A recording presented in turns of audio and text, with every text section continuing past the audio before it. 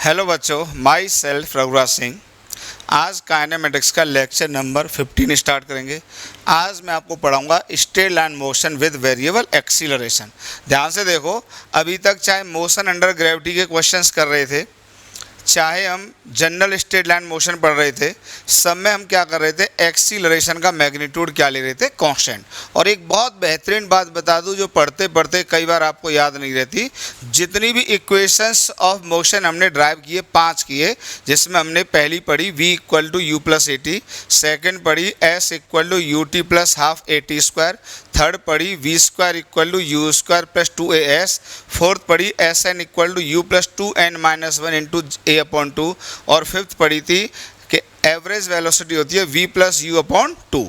ये जितनी भी इक्वेशन ऑफ मोशन थी, इनकी एक मेन कंडीशन होती थी कि एक तो चाहे मोशन यूनिडायरेक्शनल हो चाहे बाई डायरेक्शनल हो, पर स्ट्रेट लाइन होगा तो लगेंगे, पर तभी लगेंगे उस केस में जब एक्सीलरेशन का मैग्नीट्यूड क्या होगा, कांस्टेंट होगा। और हमने कोई भी ऐसा केस अभी तक नहीं लिया था जिसमें एक्सीलरेशन का मैग्नीट्यूड क्या होगा, वेरिएबल होगा। लेकिन ये क्वेश्चन जैसे ही वेरिएबल एक्सीलरेशन के आते हैं, बच्चों की वाट लगने लग जाती है। तो मैं चाहता हूँ कुछ बेसिक चीज़ें आप लोग सीख जाए जिससे कॉन्फिडेंस बना रहे। तो बड़ा महत्वपूर्ण लेक्चर है, प्लीज़ यार, यहाँ से आपका स्टेमिना बिल्डअप होगा। कुछ क्लासेस स्टेमिना बिल्डअप के होते हैं, जैसे ये क्लास है स्टेमिना बिल्डअप होगा। मतलब अगर देखिए स्टेमिना का मतलब यहाँ पर आप देखेंगे, आपका चेहरा मैं नहीं देख रहा हूँ पर जो अनुभव है, कुछ बच्चे मूर्छित हो जाएंगे, लेकिन अगर मेहनत कर मूर्छित हो जाएंगे तो बाद में फिजिक्स में दुख भोगेंगे। कुछ होना तो है नहीं, क्योंकि अगर जो चीज़ है सिलेबस में यार वो सीखनी तो पड़ेगी बाएं दाएं करके, उससे कुछ होना तो है नहीं।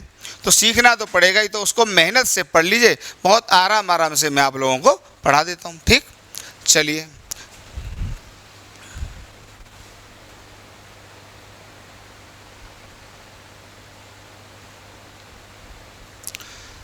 तो अब देखिए जरा यहाँ पर क्या है।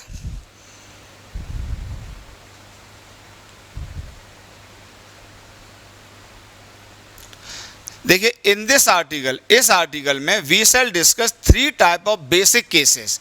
अब देखिए जो एक्सीलरेशन वेरिएबल होता है, यार देखिए वेरिएबल एक्सीलरेशन का मतलब क्या है। जैसे मैंने कहा 10 मीटर पर सेकंड स्क्वायर, तो ये बताइए वेरिएबल है कांस्टेंट है, 100% कांस्टेंट है।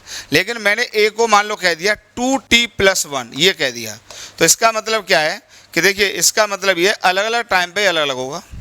जैसे यहाँ पर टाइम ले लूँ, ए ले लूँ, तो जैसे t इक्वल टू 0 पर, देखिए a की वैल्यू कितनी है बताइए, t इक्वल टू 0 पुट करो इसमें, तो a की वैल्यू क्या आ जाएगी, 1 आ जाएगी, ठीक। जैसे t इक्वल टू 2 सेकंड पर, t इक्वल टू 2 सेकंड पर बताइए जरा 2 पुट करो तो 5 आ जाएगी, ठीक है। इसका मतलब क्या है, इसका मतलब यह है कि देखिए भले ही पार्टिकल स्ट्रेट लाइन मोशन में मूव कर रहा है, तो अगर t इक्वल टू 0 पर होगा, t इक्वल टू 0 पर होगा तो वेलोसिटी जो भी हो पर a की वैल्यू कितनी होगी, 1 होगी। फिर जब t इक्वल टू 2 सेकंड पर आ जाओगे तो a की वैल्यू कितनी होगी बताइए, यहीं से 5 होगी। इसका मतलब क्या है कि एक्सीलरेशन वेरिएबल है, अलग अलग टाइम पर इसकी वैल्यू क्या है, अलग अलग। अब इसमें क्या करते हैं बेटा, हम 3 बेसिक केस डिस्कस कर लेते हैं, फिर बाद बाकी इन सब का कॉम्बिनेशन होता है। और मेरे हिसाब से बेसिक केस जैसे ही क्लियर करोगे तो आपको लगभग सभी क्वेश्चंस आ जाएंगे, लगभग सभी मतलब 100% ही क्वेश्चंस आ जाएंगे। तो एक केस इसमें हमने लिया acceleration as a function of time, acceleration as a function of time, ठीक है। जरा समझो इसको, acceleration as a function of time. जैसे एक्सीलरेशन फंक्शन ऑफ टाइम है, इसका मतलब एग्जाम्पल देख लो, एग्जाम्पल है जैसे a इक्वल टू हमने ले लिया 2t², ये ले लिया, a इक्वल टू ले लिया 2t-10 ले लिया, a इक्वल टू e की पावर t ले लिया, ये सब फंक्शन a इक्वल टू मान लो हमने ले लिया sin t² प्लस 6t। मतलब एक्सीलरेशन टाइम पर डिपेंड कर रहा है, जैसे जैसे टाइम बदलेगा एक्सीलरेशन का मैग्नीट्यूड चेंज हो जाएगा। ये मतलब है acceleration as a function of time. तो एक तो वो केस देखेंगे जिसमें एक्सीलरेशन टाइम का फंक्शन होगा। सबसे खास बात क्या होगी, अगर एक्सीलरेशन वेरिएबल होगा तो हम इक्वेशन ऑफ मोशन का यूज नहीं कर सकते।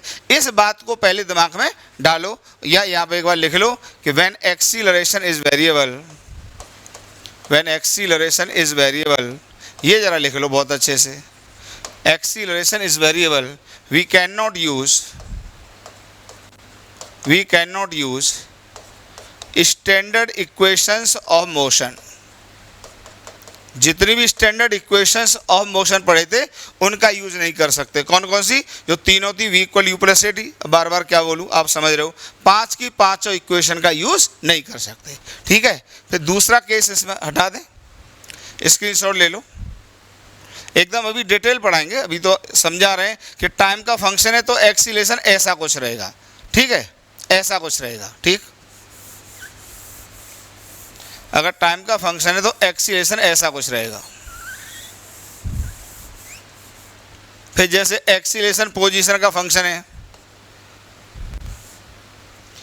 a equal to F of X, इसमें आपको मिलेंगे क्या, जैसे a equal to 2x plus 3 ऐसा मिल जाएगा, a equal to sine X ऐसा कुछ मिल जाएगा, a इक्वल टू 10 e की पावर 2x ऐसा मिल जाएगा, a इक्वल टू 2 e की पावर माइनस x ऐसा कुछ मिल जाएगा। मतलब अब एक्सीलरेशन पोजीशन पर डिपेंड कर रहा है। ठीक है, अभी क्वेश्चंस आएंगे तो बेटर क्लियर होगा, लेकिन अब ये पोजीशन का फंक्शन है। यहाँ पर भी हम किसी भी इक्वेशन ऑफ मोशन को नहीं लगा सकते, कैसे करेंगे वो भी आपको सिखाते हैं चीज़ों को। ठीक है, तो इस तरह से ये क्लियर है। ठीक, इसी तरीके से हटा दें, कुछ नहीं, नॉर्मल सी बात है, स्क्रीनशॉट ले लो, लेना नहीं, अभी लिखना भी नहीं करिए, लिखना कहाँ से, सब समझा रहे हैं। फिर जैसे थर्ड है acceleration equal to F of V, तो इसमें एग्जांपल ले लो, a इक्वल टू जैसे आ गया 2v प्लस 1। अब एक्सीलरेशन वेलोसिटी पर डिपेंड करेगा, अभी सब समझाएंगे, टेंशन ना लो, पहले एक एक एग्जांपल लेके दिमाग में डाल लो वो होने क्या वाला है। ठीक है, अभी तो डिटेल पढ़ाएंगे ना सब। जैसे एक्सीलरेशन को लिख दिया हमने v स्क्वायर, ये लिख दिया, कुछ भी हो सकता है, तो ये एक्सीलरेशन वेलोसिटी का फंक्शन है। क्लियर? ठीक है, ठीक है, हटाएं। अब देखिए जरा बात को, अब मैं आपको एक बात बता रहा हूँ, पूरे स्ट्रेट लाइन मोशन का जन्म हुआ है मोशन के पैरामीटर से। तो ध्यान से सुनना, जब हम मोशन के पैरामीटर आपको पढ़ा रहे थे तो हमने डेफिनेशंस बताई थी, v equal two plus minus dx by dt, ये बताया था पहली इक्वेशन। सेकेंड बताई थी a equal two plus minus dv upon dt, और इसी को लिखा था plus minus v dv upon dx, यही तो लिखा है, सब जानते हैं यार। इन्हीं को ध्यान से सुनना, जब a कांस्टेंट ले लिया था, a जब कांस्टेंट ले लिया था तो जितने भी इक्वेशन ऑफ मोशन थे याद करो, ये सब लिख लेना, ये चाहे v equal to you plus A T, फिर हमने दूसरा पढ़ लिया था s equal to U T plus half A T square. क्यों, ये कलर ज़्यादा बेहतर है क्या, अच्छा लग रहा है कलर? ठीक है, जैसे हमने ले लिया था v square equal to you square plus twice A S, फिर हमने ले लिया था fourth S N equal to you plus 2n minus 1 a by 2, फिर हमने ले ली थी fifth equation v average equal to u plus v by 2, ये सब जो पढ़ा था। तो जब a कांस्टेंट लिया था तो इन्हीं इक्वेशन से तो ये डेरिवेशन निकल कर आए थे, तो ये केस हमने पढ़ा दिया था, स्पेशल केस, कि अगर एक्सीलरेशन कांस्टेंट होगा तो इन्हीं के स्पेशल केस ये बनकर आ जाते हैं, और इनको हम लोग क्या कर लेते हैं याद। और इसका फ़ायदा ये होता है बच्चों कि बार बार हमको इंटीग्रेशन या डिफरेंशिएशन से बच जाते हैं, केवल यही तो था, और क्या बात है। थोड़ा सा चीज़ों को एलाबोरेट करके सोचिए, यही था कि बेसिक इक्वेशन तो यही थी फंडामेंटल इक्वेशंस, यही थी fundamental equations, fundamental differential equations, हमने नाम भी दिया था इनका, ये डिफरेंशियल इक्वेशंस थी फंडामेंटल, और इन्हीं का यूज़ करके हम लोगों ने एक्सीलरेशन को कांस्टेंट मानते हुए ये वाली इक्वेशन ड्राइव कर ली थी। फ़ायदा इसका ये हुआ था कि जब इनको हम डायरेक्टली क्वेश्चंस में यूज़ करते हैं तो बार बार हमको इंटीग्रेशन या डिफरेंशिएशन नहीं करना पड़ता है। और फिर इन पर हमने एक बात बताई थी कि वेक्टर साइन का यूज़ कर लेते हैं, वेक्टर साइन का यूज़ किया था हम लोगों ने, वेक्टर साइन यूज़ कर लेते हैं। वेक्टर साइन का यूज़ करके जितने भी वेक्टर क्वांटिटी होते हैं उनको प्रॉपर डायरेक्शन में पॉजिटिव और उसके अपोजिट डायरेक्शन में नेगेटिव ले लेते थे, यही तो करते थे। अब जब ए वेरिएबल होगा तो हम ये नहीं कर सकते, पहले तो दिमाग में ये डालो, अगर एक्सीलरेशन वेरिएबल होगा तो ये नहीं कर सकते, नहीं कर सकते, नहीं कर सकते। This is big concept. बाद बाकी हर क्वेश्चन में समझाऊंगा। ये बात क्लियर होगी बात? ठीक है, पॉज करके उतारिए या स्क्रीनशॉट लीजिए, यहीं से पढ़ाना स्टार्ट करता हूँ। ठीक है, चलिए।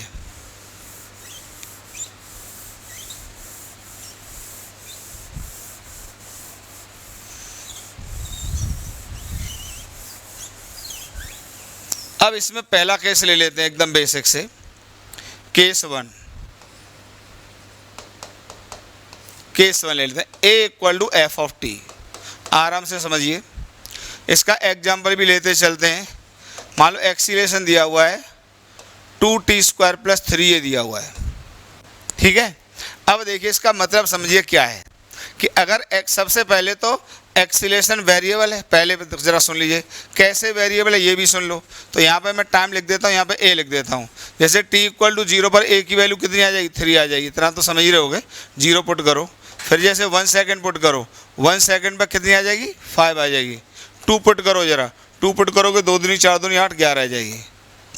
ठीक, इसका मतलब ये है कि जैसे पार्टिकल ने यहाँ से चलना शुरू किया, बच्चों आराम से समझो, यहाँ से चलना शुरू किया, t इक्वल टू 0 पर मान लो u इक्वल टू 0 से चला और x इक्वल टू 0 से। सुन लीजिए पूरा, तो ये सब आपको दिया होगा, ये सब आपको दिया होगा कि मोशन किस समय स्टार्ट हुआ है, कौन सी पोजीशन से स्टार्ट हुआ है, कितनी उसकी उस समय वेलोसिटी थी। ये हमेशा डाटा गिवन दिया रहता है और इसको कहते हैं एंड कंडीशन। ठीक है, तो एक तो इनिशियल कंडीशन दी रहती है और एक फाइनल जहाँ पूछता है वो दिया रहता है, ऑलवेज गिवन। ये इनिशियल कंडीशन क्या रहती है? दी रहती है। सब क्या कहलाती है? Initial conditions. प्लीज लिख लो, ये सब बातें बड़ी महत्वपूर्ण है। इनिशियल कंडीशन, और ये हमेशा क्या रहता है? Given, always given. या नहीं दिया रहता है तो कुछ बातें पूछ लेता है, ये सब क्वेश्चंस में क्लियर हो जाता है। अब जैसे देखिए यहाँ से जब पार्टिकल चला तो a की वैल्यू कितनी है? 3। फिर आगे पहुंचा होगा ऑब्वियसली। अब वेलोसिटी क्या होगी वो बात का मुद्दा है, पर मान लो t इक्वल टू 1 सेकेंड पर आ गए हम, तो यहाँ पर जो a की वैल्यू होगी, a की वैल्यू कितनी होगी? 5 होगी। a की वैल्यू 5 होगी। फिर जैसे आगे पहुंचा पार्टिकल तो यहाँ पर t इक्वल टू मान लो 2 सेकेंड आ गया, तो अब a की वैल्यू कितनी होगी? 11 होगी। ये मतलब है इसका। तो एक्सीलरेशन लगातार बढ़ रहा है, आप देख रहे हैं ना। अच्छा, अभी तक क्या था? एक्सीलरेशन क्या रहता था? कांस्टेंट। और सीधे सीधे अगर हमको किसी भी टाइम पर वेलोसिटी चाहिए होती थी तो v equal u plus T लगा दो। डिस्प्लेसमेंट चाहिए होता था s equal to ut plus half a t square लगा दो। प्लीज यार फोकस पहले यहाँ करो।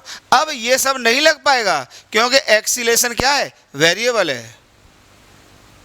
एक्सीलरेशन क्या है? वेरिएबल। अगर एक्सीलरेशन वेरिएबल होगा तो ये इक्वेशन लग नहीं पाएंगे किसी भी हालत में, ये ध्यान रख लो। मेन पॉइंट ये है, ये नहीं लगेंगे इक्वेशंस, ये इक्वेशंस नहीं लग पाएंगे, ये इक्वेशंस नहीं लग पाएंगे। अब ठीक बात, ये नहीं लगेंगे किसी भी हालत में। अब देखिए सॉल्व कैसे करना है। जैसे वेलोसिटी फाइंड आउट करनी है, बाद बाकी तो क्वेश्चन से ही समझाऊंगा। तो वेलोसिटी फाइंड आउट करनी है तो इसको क्या लिख देंगे बताइए? इसको लिखेंगे dv/dt लिख देंगे। टाइम का फंक्शन है तो ये लिखेंगे, तो ये आ जाएगा कितना? 2t² + 3। और फिर इसको इंटीग्रेट करेंगे, देखिए कैसे? dv इक्वल टू 2t² + 3 और dt उठा के इंटीग्रेशन। ये तरीका है पहले वाला ही। अब लिमिट डालने का तरीका होता है। लिमिट का मतलब क्या सुनिए, लिमिट का मतलब क्या सुनिए। जैसे t इक्वल टू 0 ये, और यहाँ पर मान लीजिए हम t इक्वल टू t पर आ गए। आराम से सुनते रहो। अब यहाँ पे जो भी वेलोसिटी थी, मान लो ये पोजीशन x इक्वल टू 0 है और वेलोसिटी थी मान लो यहाँ पे u0, और यहाँ पर जब पहुँचे तो वेलोसिटी v हो गई। ठीक, और x इक्वल टू जो भी हो गया x हो गया। अब हमको मान लीजिए t इक्वल टू t पर वेलोसिटी फाइंड आउट करनी है, तो देखो लिमिट डालने का तरीका, इसका संबंध इससे होता है, बता चुका हूँ। यहाँ पर कुछ बच्चों को थोड़ा बहुत बाउंस करेगा, पर यार इतना कायदे से पढ़ाने की कोशिश कर रहा हूँ कि बाउंस करने नहीं दूंगा। अगर आपने मन से चीज़ों को देख लिया तो बाद बाकी जिस चैनल से पढ़ना चाहो पढ़ लेना, कुछ भी नहीं समझ में आएगा। जहाँ पढ़ना है पढ़ लेना, चेक कर लेना चाहो तो, और जिस किताब से पढ़ो पढ़ लेना। ठीक है, हो जाओगे परेशान। तो देखिए t इक्वल टू 0 पर, अब ये जो कंडीशन दी बताइए वेलोसिटी कितनी है? t इक्वल टू 0 पर u0, तो यहाँ लिखो u0। ये मेन पॉइंट है, मतलब इसका संबंध इससे होता है। जो यहाँ डालो वो यहाँ पूछ लो कि है कितना। फिर बताइए टी इक्वल टू टी पर आपको चाहिए, तो टी इक्वल टू टी पर वेलोसिटी v बराबर क्या, मैं ऐसे लिख देता हूँ हमेशा, ये तरीका होता है मेरा लिखने का। अब इसको इंटीग्रेट कर लिया जाता है, इंटीग्रेट कर दें, इसको हटा दें, थोड़ा इधर ले लें, देखो इंटीग्रेट कर लेते हैं, इसको इंटीग्रेट कर लेते हैं। अब बताइए dv का इंटीग्रेशन, यार इतना पढ़ा चुका हूँ, नहीं पढ़ा है तो बैक में जाके सीख लो। तो इसका इंटीग्रेशन आएगा v, लिमिट कहाँ से कहाँ तक बताइए, u नॉट से v बराबर। अब इधर आ जाइए 2t स्क्वायर, 2t स्क्वायर का इंटीग्रेशन भाई ये आ जाएगा 2tq/3, 2tq/3, क्योंकि 2 बाहर आएगा कांस्टेंट है, t स्क्वायर का इंटीग्रेशन tq/3 और 3 का इंटीग्रेशन प्लस 3t, लिमिट बताइए 0 से t। क्लियर हुआ, ये आ जाएगा, तो ये आ जाएगा बताइए v माइनस u नॉट बराबर, ये आ जाएगा 2tq/3 प्लस 3t और माइनस 0 करोगे तो सब 0 आ जाएगा। तो किसी भी टाइम पर वेलोसिटी आ जाएगी u naught plus 2tq/3 plus 3t, कुछ है ही नहीं। अब ये जो भी आ जाए, जो भी आपसे पूछे कि भाई आपको t इक्वल टू 1 सेकंड में बताओ तो 1 सेकंड पुट कर दो, t इक्वल टू 2 सेकंड पर बताए तो t equal to 2 second put कर दो, ये सब होता चला जाता है। एक बेसिक केस मैंने आपको बता दिया है, ठीक है, एक बेसिक केस मैंने आपको बता दिया है। कुछ स्टैंडर्ड क्वेश्चंस करते हैं इसके ऊपर तो आपको बेहतर मजा आएगा, ठीक। चलिए एग्जाम्पल 1 देखिए जरा, an object start from rest. देखिए क्वेश्चंस की लैंग्वेज क्या होती है तो आपको बेहतर कॉन्फिडेंस आने वाला है। Start from rest at t equal to 0 and x equal to 0। तो बताइए पार्टिकल ने चलना कहाँ से शुरू किया, जरा आराम समझिए, यहाँ से चला है, t इक्वल टू 0 पर चला है, x इक्वल टू 0 चला है और वेलोसिटी 0 मतलब रेस्ट दिया हुआ है, 0 से चला है, x equal to 0, t equal to 0 दिया हुआ है, and accelerate at a rate a equal to 6t, ठीक, और एक्सीलरेशन कितना है 6t है, तो यहाँ पे a की वैल्यू कितनी है 6t। इसका मतलब क्या है जरा सुन लीजिए, अगर a बराबर 6t है तो इसका मतलब इधर ले लो,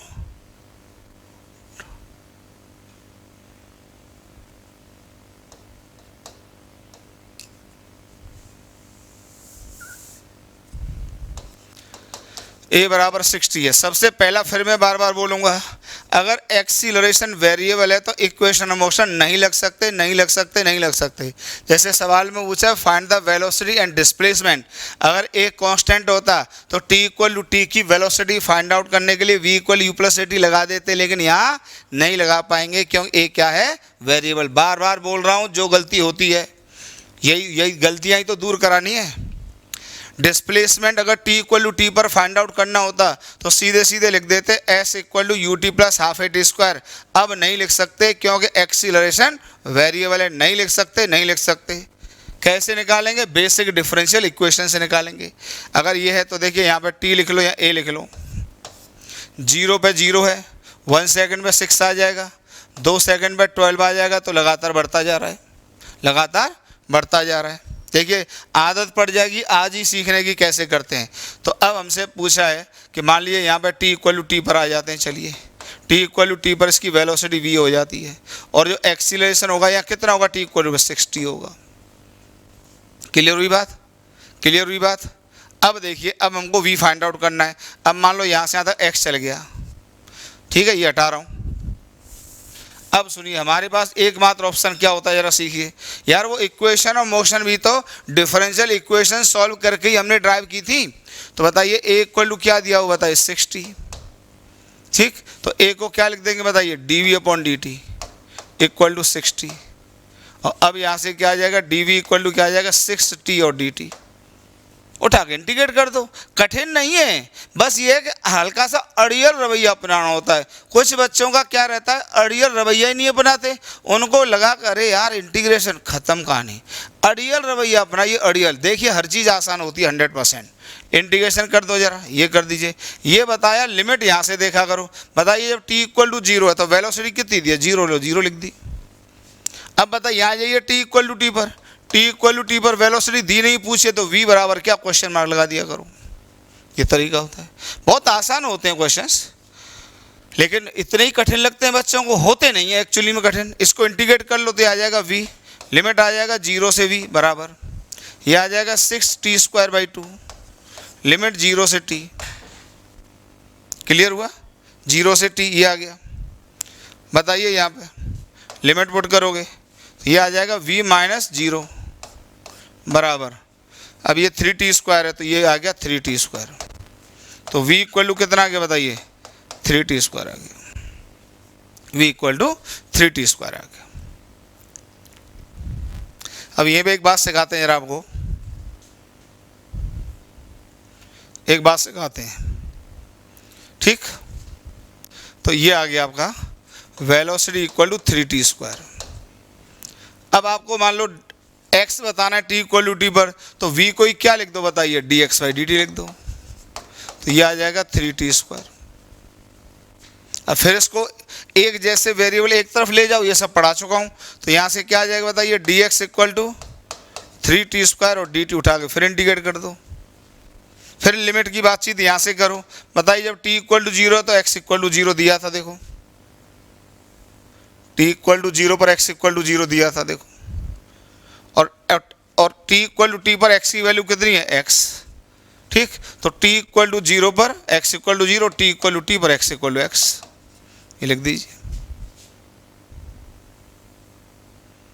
ठीक। उठा के इंटीग्रेट कर दो अब इसको, ठीक। बताइए dx का इंटीग्रेशन क्या आएगा, x, लिमिट 0 से x बराबर 3t² का इंटीग्रेशन क्या आएगा बताइए,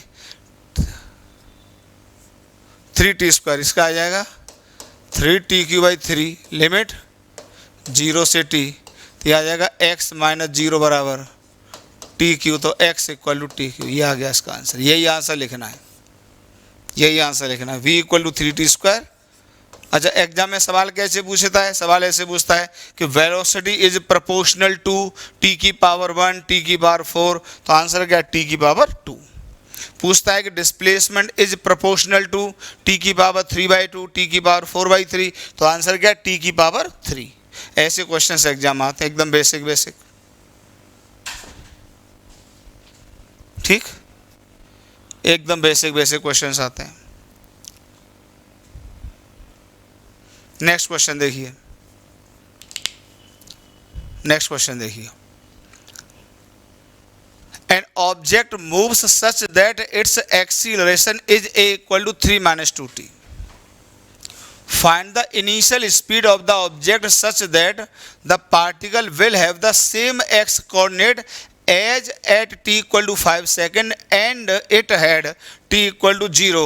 Also find the object's velocity at t equal to 5 seconds. अच्छा क्वेश्चन है, जरा पढ़िए, पढ़िए सवाल, इसका मतलब समझाता हूं पहले क्या है क्वेश्चन का। देखिए पहले यहां पर a इक्वल टू दिया हुआ है 3 - 2t, तो मैं आपको समझा देता हूं। जैसे t, यहां पर t ले लेते हैं, यहां पे a ले लेते हैं। जैसे t इक्वल टू 0 लिखो तो a कितना आ रहा है, 3 आ रहा है। t इक्वल टू 1 लिखो तो a कितना आ रहा है, 1 आ रहा है। t को लिखो 3/2 लिखो तो ये a 0 आ रहा है, पहले समझ लीजिए। फिर t को लिखो, जैसे आप 2 लिखो तो a -1 आ रहा है। इसको 3 लिखो तो ये आ रहा है -3। इसका मतलब क्या है, जरा समझिए, इसका मतलब क्या है, जरा समझिए। जैसे मान लीजिए, बहुत अच्छा सवाल है, जरा समझिए। जैसे पार्टिकल ने यहाँ से चलना शुरू किया होगा, जो भी होगा, t equal to 0 x equal to मान लो, और वेलोसिटी मान लो इधर दिया आपने, जो भी दे दी u0, तो पार्टिकल चलता जाएगा चलता जाएगा। पहले तो देखिए एक्सीलरेशन का मैग्नीट्यूड घट रहा है, इसका मतलब क्या है, एक्सीलरेशन यहाँ पे तो a 0 है, फिर यहाँ पे जाके a कितना हो गया, t इक्वल टू 1 सेकेंड पर, 1 सेकेंड पे एक्सीलरेशन कितना हो गया बताइए, a इक्वल टू 1 आ गया।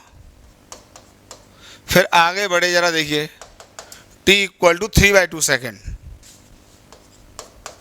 तो यहाँ पे a की वैल्यू कितनी आ जाती है, 3/2। पहले आराम से इसको समझिए, मैं गलत लिख गया, इसको दोबारा लिख देता हूँ।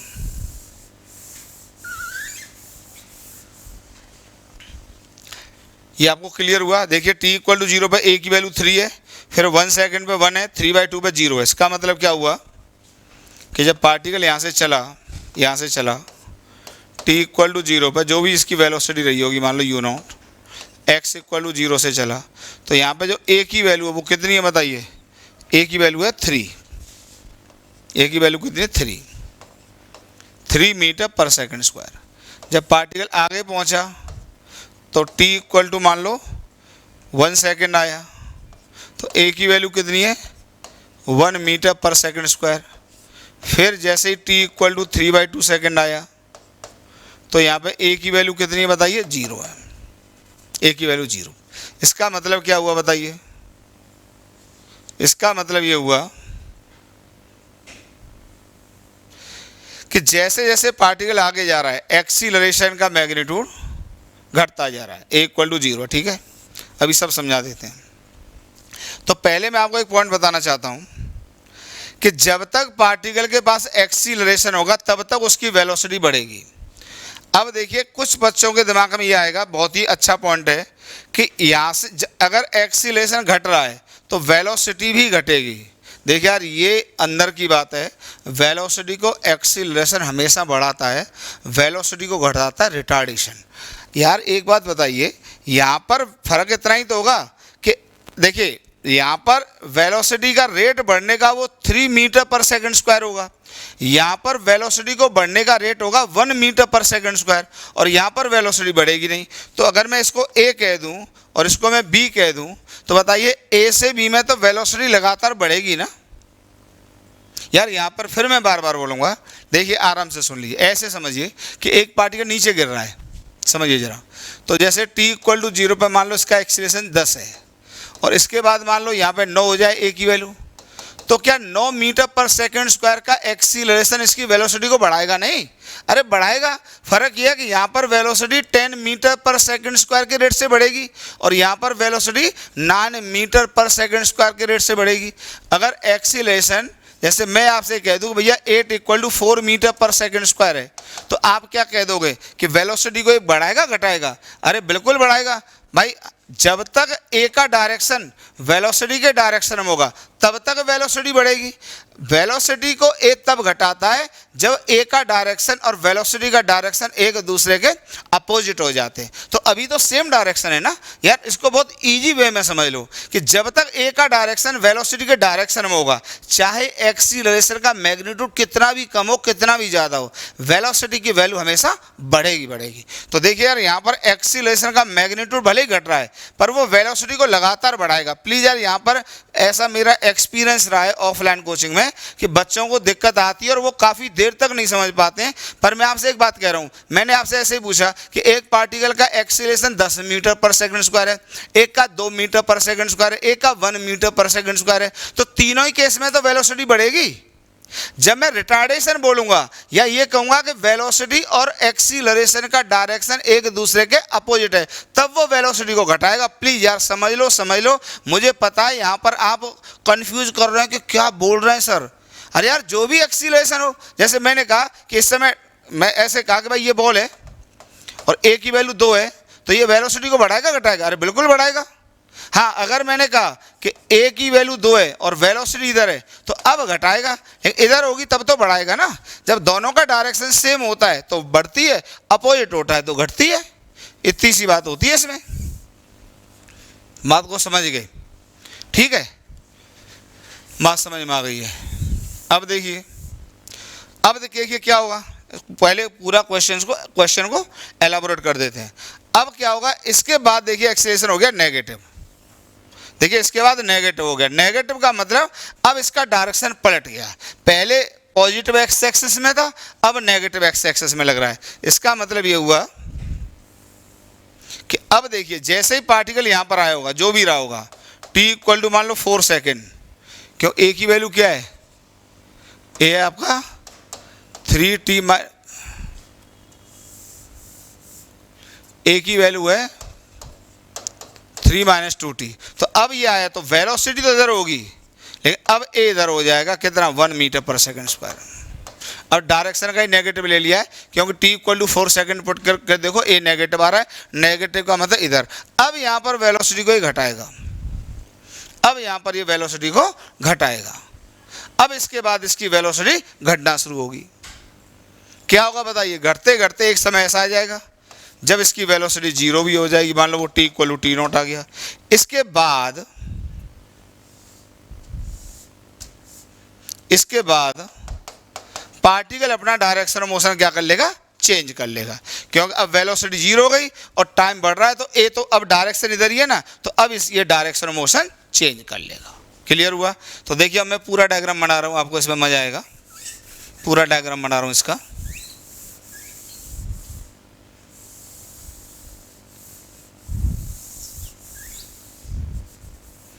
पूरा डायग्राम बना रहा हूँ, देखिए आराम से समझिए।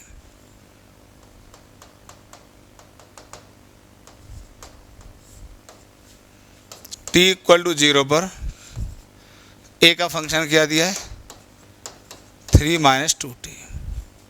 तो पार्टिकल देखिए ऐसे जाएगा, फिर ये पार्टिकल ऐसे लौटेगा। कहाँ से लौटेगा वो बात का मुद्दा है। यहाँ से कहीं से लौटेगा। यहाँ जब लौटेगा तो पार्टिकल की वेलोसिटी एक मोमेंट के लिए जीरो होगी। मान लो t equal to t naught. Initial velocity इसकी इधर होगी। अच्छा, ये मान लो ए पॉइंट है, एक पॉइंट इसमें ऐसा आएगा,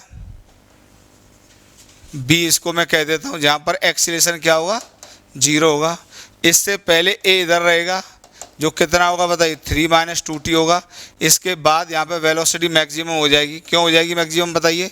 क्योंकि यहाँ तक वेलोसिटी लगातार बढ़ेगी, और इसके बाद वेलोसिटी इधर होगी पर ए इधर हो जाएगा, जो भी हो जाए, ठीक है, ए की वैल्यू, ठीक है। आप चाहें तो उसको लिख सकते हैं 2t - 3 भी लिख सकते हैं, ठीक है, क्योंकि डायरेक्शन पलट दी माइनस लेके, और यहाँ पे जाके वेलोसिटी जीरो, और इसके बाद फिर ये ए इधर ही होगा और उसी फंक्शन से दिया जाएगा 2t - 3।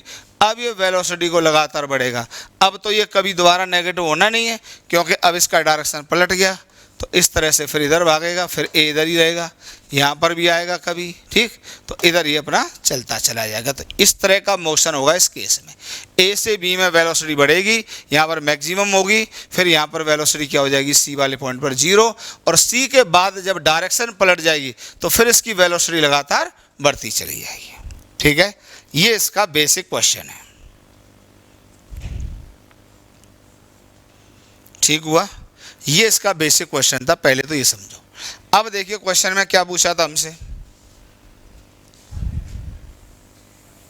क्वेश्चन में पूछा था बेटा हमसे, क्वेश्चन में जो हमसे पूछा है, क्वेश्चन में पूछा है object moves such that it acceleration is, ये तो आपको क्लियर कर ही दिया किसका? ए इतना है। Find the initial speed of the object such that the particle will have same x coordinate as at t equal to 5 second and it had at t equal to 0। तो जो x coordinate t equal to 0 पर हो वही x coordinate कब हो? t equal to 5 second पर हो। तो कुछ भी नहीं, आराम से देख लीजिए। इसका मतलब ये हुआ, आराम समझिए, ये तो क्लियर कर दिया कि पार्टिकल का मोशन कुछ ऐसे हुआ है, ये तो क्लियर कर ही दिया आपको। अब मान लो ये x इक्वल टू 0 है, ठीक, क्या कह रहा है? और such that the particle will have same x coordinate as at t equal to 5 second and it had at t equal to 0। अब मान लो t इक्वल टू 0 पर, यहाँ t इक्वल टू 0 पर ये x इक्वल टू 0 मान लिया, यही t equal to 5 second पर है, यही t इक्वल टू 5 सेकेंड है। इसका मतलब t इक्वल टू 5 सेकेंड पर भी पार्टिकल लौट कर वहीं आ गया। तो t equal to 0, t equal to 5 second पे x कोऑर्डिनेट सेम है, ध्यान से देख लो। The particle will have same x coordinate as at t equal to 5 second and it had t equal to 0। तो यही तो हुआ होगा भाई, अगर दो मूवमेंट पर x कोऑर्डिनेट सेम है, इसका मतलब एक बार पार्टिकल इधर जा रहा होगा। अच्छा, u नॉट हमसे पूछा, u नॉट बराबर क्या? u नॉट दिया नहीं है, तो एक बार इधर जा रहा होगा और एक बार लौट के इधर आ रहा होगा, एक बार इधर लौट के आ रहा होगा, मान लो जिस भी वेलोसिटी से लौट के आ जाए, v से, ठीक है। ये क्वेश्चन है, ऐसे जाके लौटा होगा। ये तो बता ही दिया क्यों लौटा होगा, सारी कहानी बता दी है, ठीक है, सारी कहानी मैंने आपको बता दी है। यहाँ पे एक मोमेंट पर एक्सीलरेशन 0 होता है और यहाँ पर एक मोमेंट पर वेलोसिटी 0 होती है। ठीक, ये कहानी है इसकी, ये कहानी है। तो x इक्वल टू 0 और सॉरी t इक्वल टू 0 और t इक्वल टू 5 सेकेंड का x कोऑर्डिनेट सेम है, ये क्वेश्चन है, ये क्वेश्चन है। x कोऑर्डिनेट सेम है, ठीक है, x कोऑर्डिनेट सेम है। चलिए सॉल्व कर देते हैं, सॉल्व कर देते हैं, ठीक है।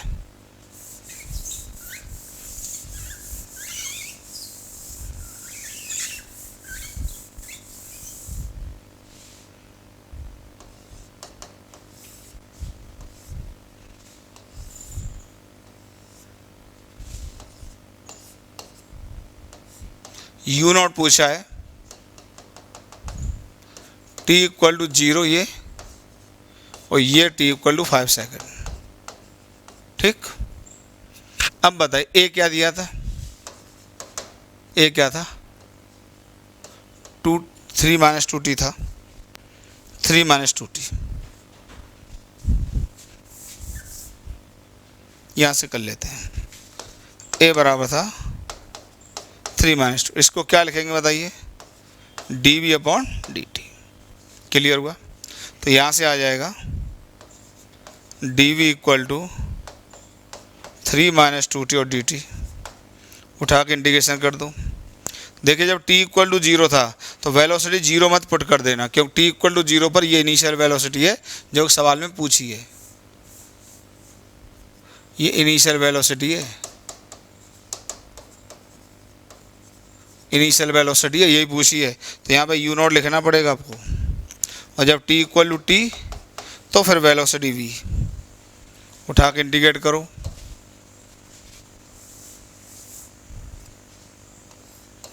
तो बताइए इसका इंटीग्रेशन क्या आ जाएगा, v आ जाएगा, लिमिट आ जाएगी u नॉट से v बराबर, इसका बताइए इंटीग्रेशन 3 माइनस 2t, इतना सिखा चुका हूँ यार, 3t आएगा माइनस t स्क्वायर आएगा, इंटीग्रेशन 2t का आएगा t स्क्वायर बाई 2, 2 से 2 कैंसिल हो जाएगा, ठीक, 0 से t, ये आ जाएगा v माइनस यू नॉट बराबर 3t minus t square.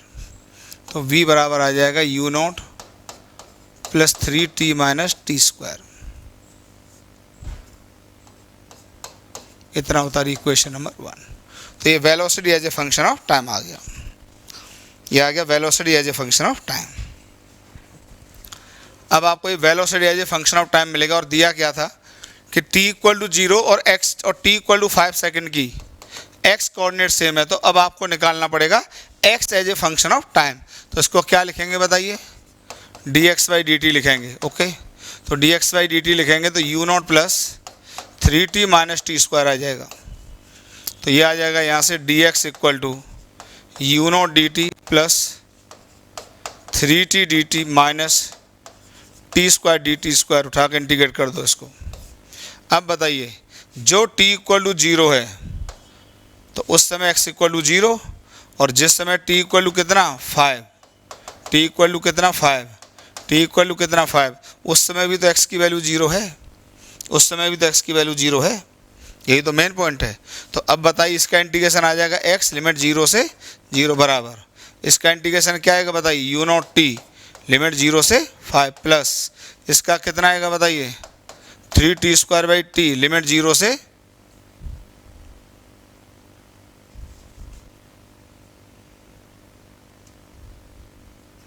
Limit 0 से 5 minus T Q by 3 limit 0 से 5, इतना कर लीजिए,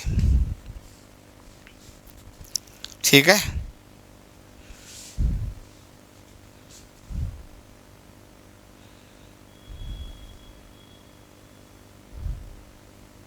ठीक है, अच्छा अब देखिए ये आ गया 0 बराबर यू नॉट 5 माइनस 0 प्लस 3/2, यह आ जाएगा 25 और माइनस 1/3 125 बराबर 0।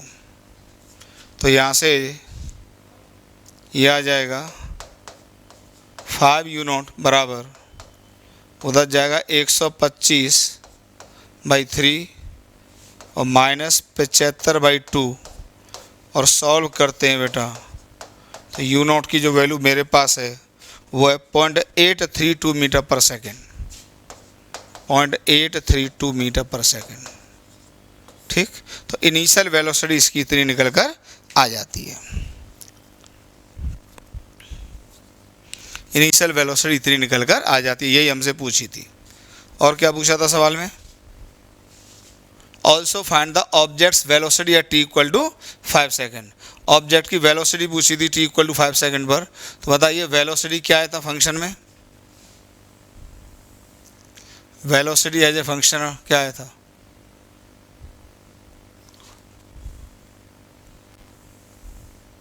वेलोसिटी का ये फंक्शन था। ठीक, वेलोसिटी का ये फंक्शन था, यू नॉट आपको मिल चुका है।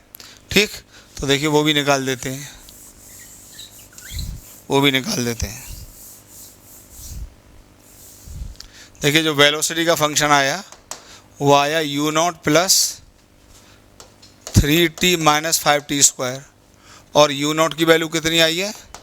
0.832 मीटर पर सेकेंड।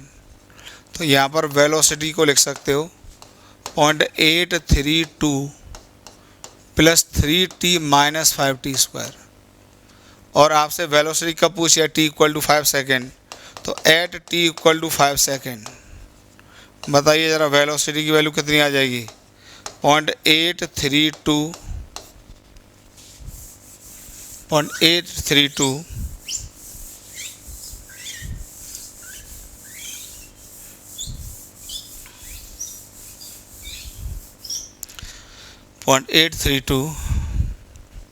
प्लस 3t बोले तो 5 सेकेंड माइनस 5 और 5 का स्क्वायर।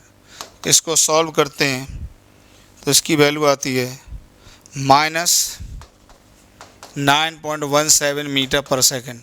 और ये मैंने बताया था आपको कि पार्टिकल यहाँ से ऐसे जाता है,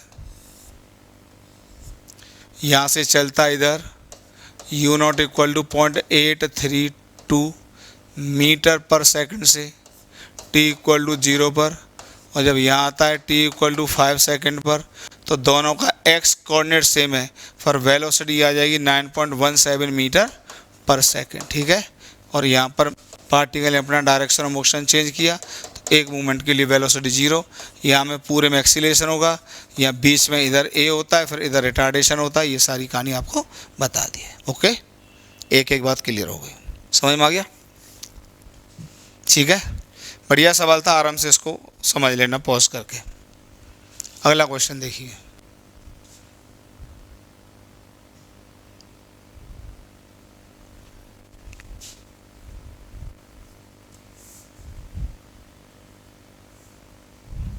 देखिए, for a particle moving along x axis velocity का फंक्शन ये दिया हुआ है, आराम से समझो। अब आपकी प्रैक्टिस में आने वाले हैं। At t equal to 0 particle is at origin. ठीक, find the position and acceleration as a function of time, ये आपको फाइंड आउट करना है। ठीक है, अब देखिए, अब की बार वेलोसिटी का फंक्शन दिया हुआ है और पार्टिकल कहाँ से चलता है? ओरिजिन से चलता है। ठीक, ये टी इक्वल टू 0 पर एक्स इक्वल टू 0 से चलता है। अच्छा, t इक्वल टू 0 जरा वैल्यू डाल के देखना है इसमें। t इक्वल टू 0 जब डाल के देखोगे तो वेलोसिटी 0 आ रहा है, क्योंकि साइन 0 0 होता है और t 0, तो इसका मतलब रेस्ट से चलता है, तो वेलोसिटी की वैल्यू भी क्या है? 0 ही है, और इधर चलना शुरू करता है। ठीक है, अपना चलता है। ठीक, particles at origin find the position and acceleration as a function of time. तो अब देखिए, अच्छा इसकी वेलोसिटी हमेशा बढ़ती जाएगी, कभी घटेगी नहीं। तो कोई t इक्वल टू t पर आ गया होगा मान लो, तो यहाँ पे वेलोसिटी तो ये रही होगी ना, जो भी रही होगी, क्योंकि ये दिए हुआ है t² प्लस साइन t, ये दिया हुआ है t इक्वल टू t पर, ये यहाँ पे x इक्वल टू x आ गया। तो यहाँ पे एक तो आपसे क्या पूछा है? a बराबर क्या, और क्या पूछा है? ये x कितना होगा, ये पूछा है।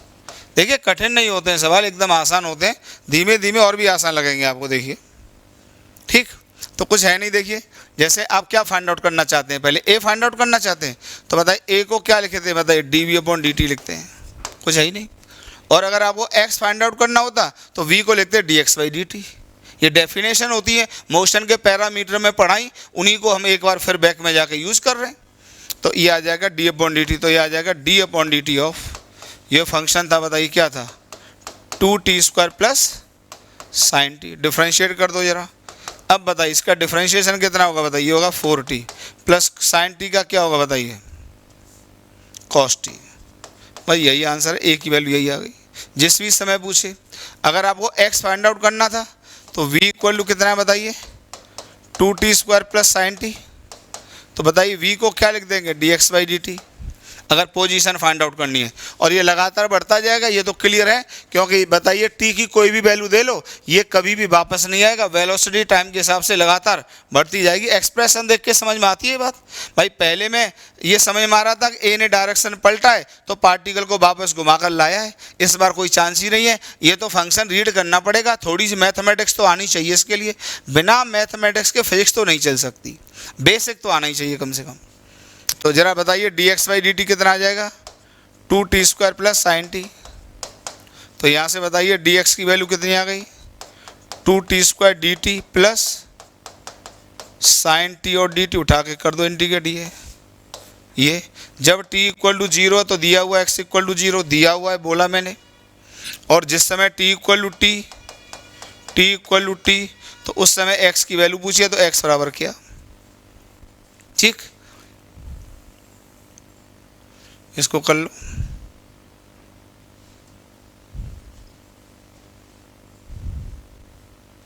ठीक है, तो बताइए इसका इंटीग्रेशन क्या आ जाएगा, ये आ जाएगा x 0 से x बराबर, इसका आ जाएगा 2 इंटू इसका इंटीग्रेशन क्या आएगा बताइए, t³/3 0 से t प्लस साइन टी का इंटीग्रेशन क्या आता है, माइनस cos t 0 से t।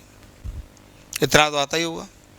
तो ये आ जाएगा x बराबर, ये कितना आ गया बताइए, 2t³ आ गया, और माइनस,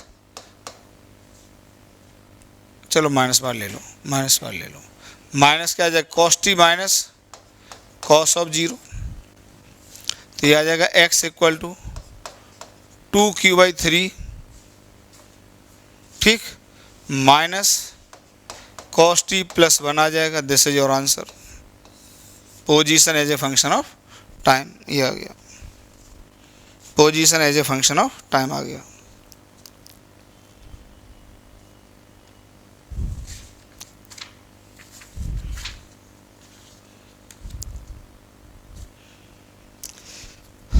और क्वेश्चन देखिए, हटाएं।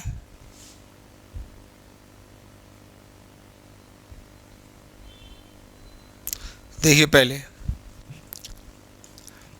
For a particle travelling along a straight line a equal to 5e⁻t।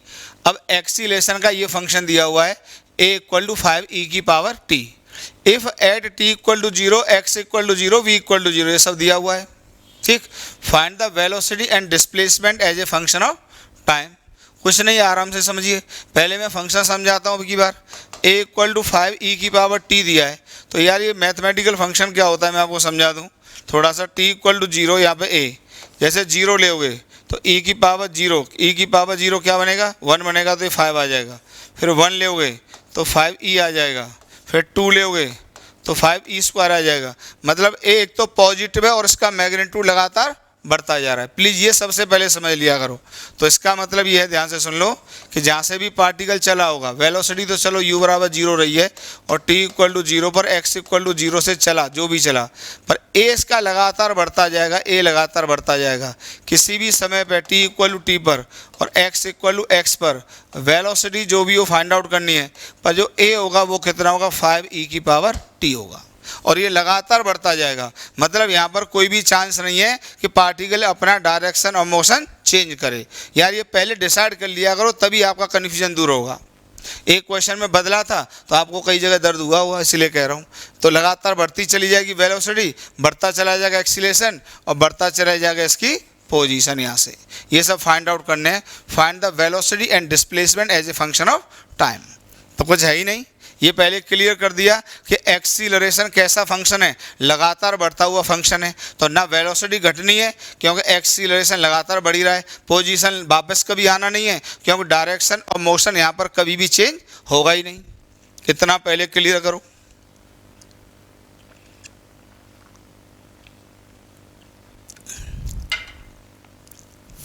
इतना पहले क्लियर करो, ठीक है। हटाएं इसको।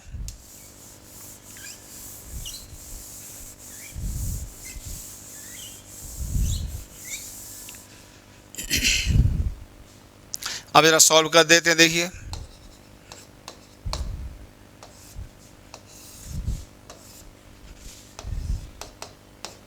t इक्वल टू 0 पर x इक्वल टू 0 और u इक्वल टू 0। a की वैल्यू दी हुई है आपको 5 e की पावर t। मान लो यहाँ t इक्वल टू t पर आ गए, x इक्वल टू x पर आ गए, वेलोसिटी जो भी है मान लो v, ठीक। a तो यही है, ठीक। तो अब आपको पहले क्या फाइंड आउट करना है, वेलोसिटी। तो a बराबर है 5 e की पावर t, तो इसको लिखेंगे पहले dv upon dt। v dv upon dx नहीं लिखेंगे क्योंकि पोजीशन का फंक्शन नहीं है। ये आ जाएगा बेटा 5 e की पावर t, तो dv इक्वल टू आ जाएगा 5 e की पावर t और dt। उठा के इंटीग्रेशन दे मारो हमेशा की तरह। अब बातचीत यहाँ क्या करो, t इक्वल टू 0 पर वेलोसिटी 0 ऐसा दिया हुआ है, t इक्वल टू 0 पर वेलोसिटी 0 ऐसा दिया हुआ है, और t इक्वल टू t पर वेलोसिटी पूछिए तो यहाँ पे वेलोसिटी बराबर क्या लिख दो। इसका इंटीग्रेशन बताइए क्या आएगा, क्या आएगा इसका इंटीग्रेशन, v माइनस 0 आएगा बराबर, ये आ जाएगा 5 e की पावर t लिमिट 0 से t। तो v इक्वल टू आ जाएगा 5 e की पावर t माइनस e की पावर 0, तो v इक्वल टू 5 e की power t minus 1। This is your answer,